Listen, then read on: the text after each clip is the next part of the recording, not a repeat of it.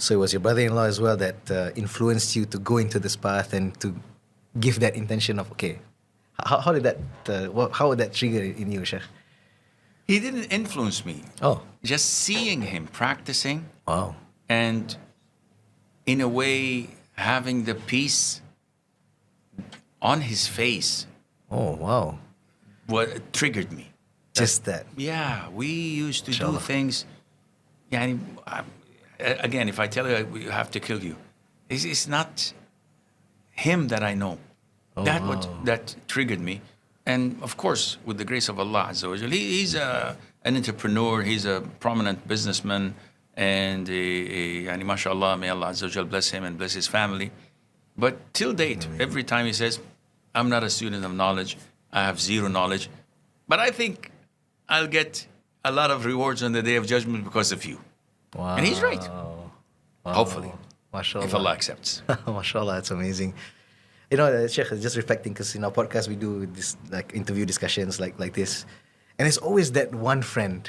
There's always that one friend that Allah sends that somehow sparks this. And even if he's the one who starts it, he might not be on that path, but because Allah sent him at that point of time, he gets like automatic rewards. I think True. I envy these characters, Sheikh. MashaAllah. And this is one of the blessings of Allah upon us, that you're not supposed to anticipate the tree growing up.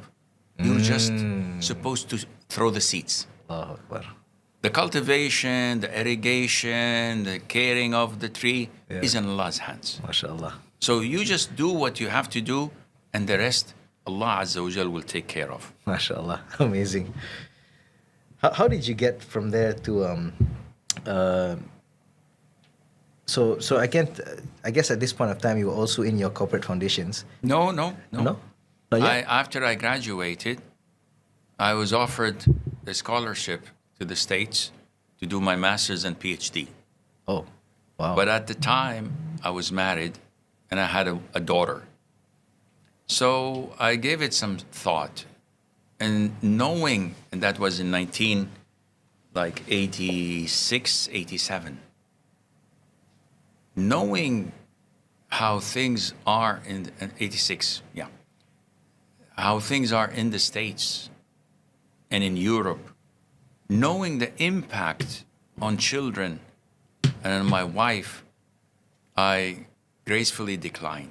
Oh. I said, I'm not going to take my daughter there to be taught, to see, to be exposed to the filth they see on billboards, on the media, on the streets, and on the parks, and yani, you know how life is.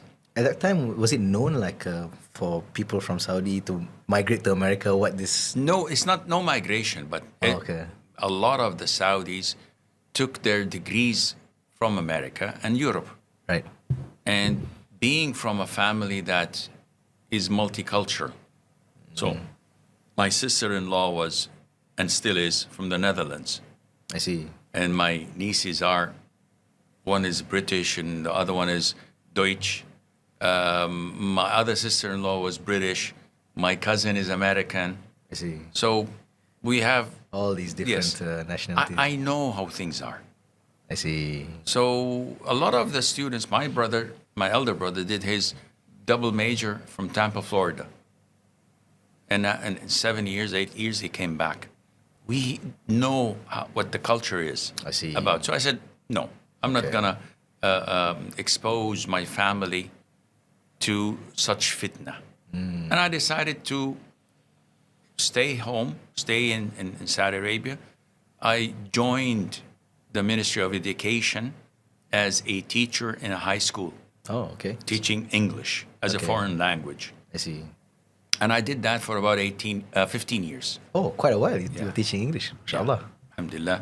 Afterwards, I thought that I felt the pinch of a government, public servant salary, I see. which was not enough. I see. And at the time, You had more and more children I along had the two way. wives, 2 homes to pay rent, and 9 children 9. Yeah. At the time. at the time. MashaAllah. So I thought that, okay, enough is enough.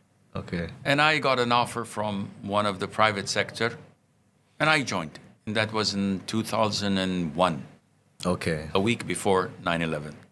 Oh. Alhamdulillah. Okay. So and I remember, my date joining the company. Okay. That's